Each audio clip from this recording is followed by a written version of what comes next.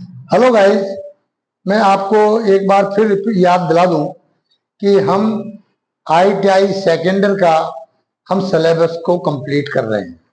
ठीक है। सबसे जो पहली वीडियो थी हमारी, उसमें क्या था, डीसी मशीन।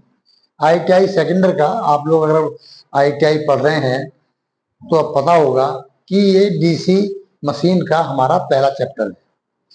डीसी मशीन के इंट्रोडक्शन में मैंने बताया था कि डीसी जनरेटर और डीसी मोटर की जो कंस्ट्रक्शन है उसमें कोई फर्क नहीं है, बिल्कुल सेम है दोनों। ठीक है। और दो ही मशीन होती हैं, डीसी जनरेटर और डीसी मोटर। पर फर्क क्या है, उसके एप्लीकेशन में फर्क है या थोड़े से उसके प्रिंसिपल में फर्क है। देखिए, डीसी जनरेटर जो होता है वो क्या काम है उसका, वो मैकेनिकल एनर्जी को इलेक्ट्रिकल एनर्जी में कन्वर्ट करके हमें देता है, राइट। और डीसी मोटर क्या काम होता है, वो इलेक्ट्रिकल एनर्जी को मैकेनिकल एनर्जी में कन्वर्ट करती है। तो लास्ट जो वीडियो थी हमारी वो डीसी जनरेटर के ऊपर थी। उसका जो हमने वर्किंग प्रिंसिपल हमने आपको समझाया था, और सेम वर्किंग प्रिंसिपल है, कोई ज्यादा फर्क नहीं है। अभी आप देखेंगे और वो वीडियो नहीं देखी हो तो आप देख सकते हैं। और उसका हमने प्रैक्टिकल भी कराया था कि जब हम किसी मशीन को घुमाते हैं तो असल में बिजली बनती कैसे है, इलेक्ट्रिसिटी कैसे बाहर निकलती है, वो हमने अच्छे से एक्सप्लेन करा था और प्रैक्टिकल के साथ किया था हमने। ठीक है। अब आ रहा हमारा डीसी मोटर। ठीक है, बिल्कुल। अगर वीडियो देख रखी है तो ठीक है, कि देखेंगे आप डायग्राम में बिल्कुल वही सेम है। मैंने दोबारा बनाया है ये, अगर मैं नहीं मिटाता तो बिल्कुल सेम डायग्राम है। उसमें भी दो मैग्नेटिक पोल हैं, एक नॉर्थ एक साउथ। और जो फ्लक्स की डायरेक्शन होती है वो हर मशीन में कहीं भी दुनिया में नॉर्थ टू साउथ होती है, यानी नॉर्थ से फ्लक्स साउथ की ओर जाता है। मैंने सेपरेट एक एरो बनाया यहाँ पे, यहाँ एरो लगाता हर फ्लक्स में तो क्या होता, क्लियरिटी नहीं आती। ये जो हमारी क्वाइल है जो मैं एक्सप्लेन करना चाह रहा हूं, ये क्लियर नहीं होता। तो मैंने ये एरो लगाया फ्लक्स का, फ्लक्स की डायरेक्शन हमारी ये है। ठीक है, ये नॉर्थ टू साउथ ही रहती है हमेशा। अब हमने डीसी जनरेटर में लगाया था राइट हैंड रूल, यानी कि फ्लेमिंग के दाएं हाथ का नियम। हम बता चुके हैं आपको, कोई बात नहीं, अगर दोबारा भी हम कर सकते हैं। तो हमने बताया था कि फ्लेमिंग के दाएं हाथ का नियम क्या होता है, ये देखो, क्योंकि अब इसमें लगेगा बाएं हाथ का नियम। ठीक है, कोई फर्क नहीं है, बस थोड़ा सा लेफ्ट हैंड और राइट हैंड का फर्क है। देखिए, अब इसको जरा ध्यान से देखो आप, तीन उंगली है, तीनों उंगली आपस में एक दूसरे से राइट एंगल पे हैं, परपेंडिकुलर है। ठीक है, ये देखो आप, ये इस उंगली से राइट एंगल बना रही है और ये अंगूठा इस उंगली से राइट एंगल बना रहा है। सबसे पहली बात तो ये हो गई। अब इनका काम क्या है, तीनों उंगली का अलग अलग। अभी राइट हैंड है तो मैं जनरेटर का ये दोबारा बता दे रहा हूं, हालांकि मैं लास्ट वीडियो में समझा चुका हूं आपको। देखिए, ये है हमारी फ्लक्स की डायरेक्शन, राइट हैंड हो या लेफ्ट हैंड हो, ये जो उंगली है हमारी पहली वाली, ये फ्लक्स की डायरेक्शन को इंडिकेट करती है। अब ये जो बीच वाली उंगली है ये करंट की डायरेक्शन को इंडिकेट करती है, चाहे जनरेटर हो या मोटर हो। और ये क्या है, जिस क्वाइल में हम सप्लाई देते हैं, ये उस पे लगने वाला फोर्स, ये वो इंडिकेट करता है। या जनरेटर है तो डायरेक्शन बताएगा ये अंगूठा, उसे किधर को मूव करना चाहिए, किधर को घुमाना चाहिए। जनरेटर को हमने राइट हैंड साइड में मूव करा था। ठीक है। अब मोटर की बात कर रहे हैं तो मोटर में लेफ्ट हैंड रूल, सेम चीज है, रिपीट ना करूं तब भी कोई प्रॉब्लम नहीं है। फ्लक्स की डायरेक्शन, करंट की डायरेक्शन, और ये हमारे क्वाइल को मूव करने की डायरेक्शन है। अब आप इधर आ जाइए, देखिए हम यहां लगाते हैं इस तरीके से। ठीक है, अगर क्योंकि बोर्ड पे बना हुआ है तो अगर मैं इसको ऐसे बनाऊंगा तो शायद ज्यादा बढ़िया लगेगा। देखो, ठीक है, ये करंट की डायरेक्शन कॉइल में, और ये फ्लक्स की डायरेक्शन नॉर्थ टू साउथ है, और ये लगने वाला इस पे फोर्स, वो डायरेक्शन हमारी ये है, यानी कि ये ऊपर को उठेगा, ये वाला कोना। हम इस कंडक्टर की बात कर रहे हैं, इसकी बात नहीं कर रहे, ठीक है। तो जब ये उठेगा ऊपर के लिए, तो इसकी डायरेक्शन क्या होगी, देखो फिर दोबारा करो, ओके। ये ऊपर को उठेगा तो इसकी डायरेक्शन मतलब होगी क्लॉकवाइज डायरेक्शन, ठीक है। ये देखो, क्लियर है। अब इसका मतलब करंट हमारी आएगी बाहर की तरफ को, ठीक है। इसमें जो करंट की डायरेक्शन होगी बाहर की तरफ, हमने इसको प्लस माइनस लिखा है, जरूरी नहीं है कि ये प्लस ही हो और ये माइनस ही हो, आप इसका उल्टा भी कर सकते हैं। हमने लास्ट वीडियो में इस कॉइल का नाम रखा था ए, बी, सी और डी। तो ए बी जो हमारा कंडक्टर है, ये असल में दो कंडक्टर हैं, यहां आपस में मिले हुए हैं।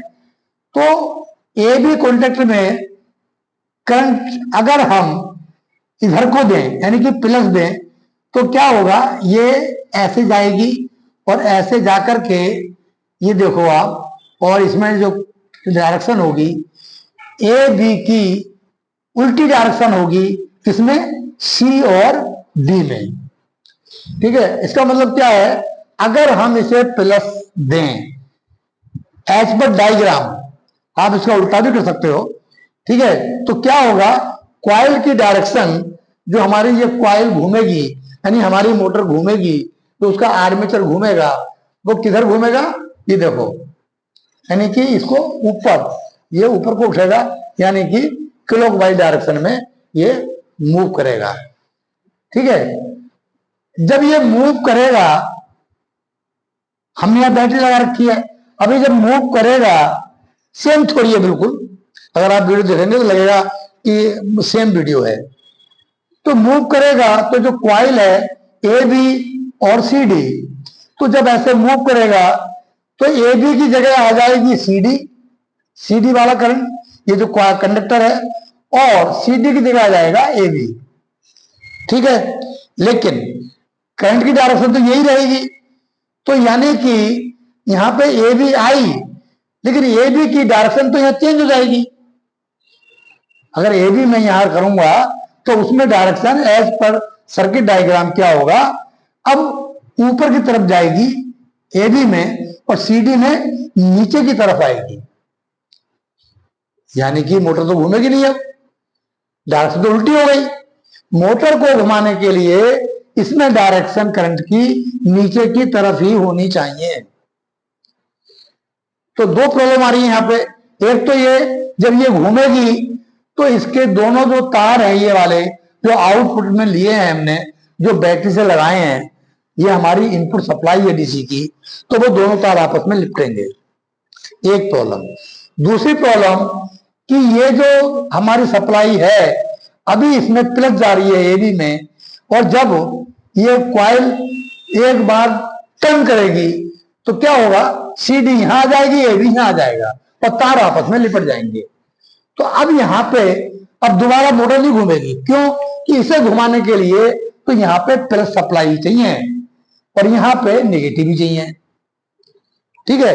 तो ऐसा इसे करने के लिए हमने लास्ट में दिखाया था स्लिप रिंग, ठीक है। स्लिप रिंग हमने बताया था, मैं दोबारा नहीं बताना चाहूंगा। अब इसमें जो इस्तेमाल होगा, स्लिप रिंग का इस्तेमाल नहीं होगा, इसमें लगेंगे हमारे स्प्लिट रिंग। स्प्लिट रिंग क्या होता है, एक स्लिप रिंग ही होता है।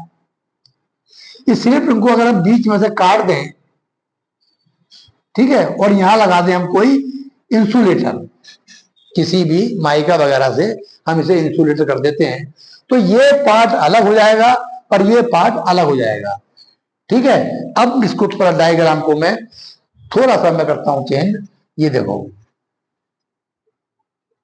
अब यहां पे मैंने लगा दिया ये वाला रिंग यहां लगा दिया, स्प्लिट रिंग। ये मैंने बीच में काट दिया, आधा हिस्सा इधर आधा हिस्सा इधर, दोनों आपस में इलेक्ट्रिकली कनेक्ट नहीं है। ये तार आपने यहां लगा दो और ये हमने यहां कर दिया सोल्डरिंग ब्रेजिंग कुछ भी, ठीक है। अब आप क्या करेंगे, ये जो सप्लाई है जो हमने बनाया था कुछ देर पहले, ये और ये हमारी लग गई वही बैटरी, या ऐसे बनाया था ना, इधर प्लस था हमारा, तो इधर प्लस है इधर माइनस है, यानी कि ये प्लस है और ये माइनस है। लेकिन ये भी जुड़ गया, ये जो हमारा स्प्लिट रिंग है इस क्वाइल के साथ साथ ही मूव करेगा, ठीक है। यानी कि जो ए बी है हमेशा इससे जुड़ी रहेगी, ये वाले प्लस वाले से, वो कहीं भी घूमे चाहे, ठीक है। लेकिन जो हमें सप्लाई देनी है स्प्लिट रिंग को, वो देनी है हमें कार्बन ब्रश के थ्रू। ये हमारा लग गया कार्बन ब्रश, ठीक है। अब सप्लाई तो जा रही है क्योंकि रिंग पर स्लिप मार रही है, क्वाइल घूमने जा रही है। अब क्वाइल के घूमने के बाद सी और डी अब आपकी इधर आ गई और ए भी इधर आ गया, तो कोई प्रॉब्लम नहीं है, क्योंकि जो इसका प्लस है, ये गलती से लिखा गया, ये जो माइनस वाला है या जो प्लस है, अब क्या होगा जब ये घूम रहा है ये नहीं घूम रहे, अब क्या होगा, ये घूम करके प्लस यहां आ जाएगा और माइनस यहां आ जाएगा। लेकिन जो सप्लाई जा रही है हमारी क्या जा रही है, ये जा रही है प्लस, तो इसको यहां पे आने के बाद सप्लाई तो प्लस ही मिलेगी, तो इसका मतलब क्या है, इसकी डायरेक्शन यही रहेगी, ठीक है। एक ही डायरेक्शन रहेगी करंट की, नीचे की तरफ ही रहेगी। मैं थोड़ा सा सेटिस्फाई नहीं हूं एक्सप्लेन करने से, ध्यान दो मेरी बात पे। ये क्वाइल हमारी क्लॉकवाइज मूव की, सी डी इधर आ गया, ए बी इधर आ गया, पहले दोनों तार लिपट गए थे, अब ये तार नहीं लिपटेंगे क्योंकि ये जो स्प्लिट रिंग है ये पूरा मूव कर रहा है ऐसे करके, यानी कि कार्बन ब्रश यहां फिक्स हैं दोनों। अब सी डी हमारा इधर आ गया और ए बी इधर आ गया, तो इसको जो सी डी थी उसको भी सप्लाई प्लस मिलेगी, यानी कि नीचे की तरफ ही आएगी डायरेक्शन, तो हमारी जो मोटर की डायरेक्शन है वो एक ही रहेगी, ठीक है। जबकि जनरेटर में भी कुछ ऐसा ही था। ये क्या है, हमने फर्स्ट वीडियो में बताया था कम्यूटेटर। कम्यूटेटर का क्या काम होता है, उसका यही काम होता है एसी को डीसी में कन्वर्ट करना। और कम्यूटेटर क्या होता है, बहुत ही शॉर्ट लैंग्वेज में बता दूं, ये जो हमारा स्प्लिट रिंग है, स्प्लिट रिंग का एक समूह होता है, उसमें स्प्लिट रिंग बहुत सारे लगे होते हैं गोल गोल, ठीक है, और उसी को बोलते हैं हम लोग कम्यूटेटर। अगर मैं बनाऊं डायग्राम तो कम्यूटेटर कुछ ऐसा होता है, और ये होते हैं इसमें स्प्लिट रिंग ऐसे करके, और यहां लगे होता है कार्बन ब्रश। ये एक स्प्लिट रिंग, बहुत सारे स्प्लिट रिंग है, ठीक है। ये यहां पे सप्लाई आ गई और ये जाता है सीधा आर्मेचर को, ये आर्मेचर है। आर्मेचर मतलब ये एक कॉइल दिखाई है मैंने, इसमें बहुत सारे तार होते हैं, बहुत सारे तार, और ये सब यहाँ पे ब्रेजिंग होते हैं, बेल्डिंग। जैसे हमने ये तार लगाया है यहाँ पे, ये बेल्डिंग की है, यहाँ पे ब्रेजिंग कर रखी है, ओके। तो ऐसे ही बहुत सारे तार जो कॉइल के होते हैं वो ऐसे इसके अंदर जुड़े होते हैं, ताकि हमारे इस आर्मेचर को, ये क्या है, आर्मेचर है, आर्मेचर को सप्लाई हमारी रेगुलर जाती रहे, ठीक है, और हमारी मोटर नॉन स्टॉप कंटिन्यू घूमती रहे, ठीक है। तो ये हमारा था मोटर का। अब नेक्स्ट वीडियो देखते हैं क्या टॉपिक है। मेरे ख्याल से जनरेटर और मोटर दोनों हमारे कंप्लीट हो गए हैं। कोई डाउट हो आप बता देना, ठीक है, आप कमेंट करके आप लिख सकते हैं, ठीक है बच्चों। तो नेक्स्ट मिलते हैं वीडियो किसी और टॉपिक के साथ देखते हैं इसका अगला टॉपिक क्या है। ओके।